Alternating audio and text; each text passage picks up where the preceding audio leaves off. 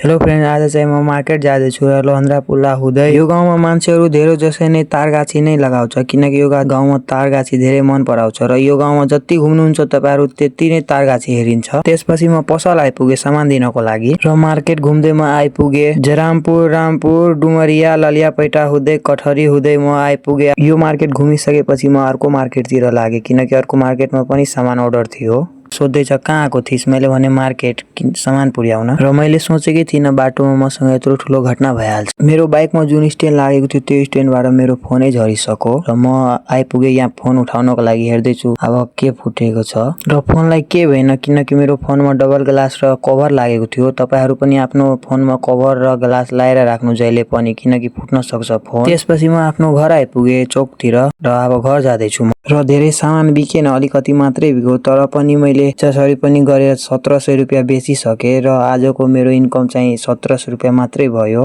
र आजको भ्लगमा यति नै छ साथीहरु र तपाईहरु पेजलाई फलो गरेर लाइक, शेयर, कमेन्ट गरिदिनु होला।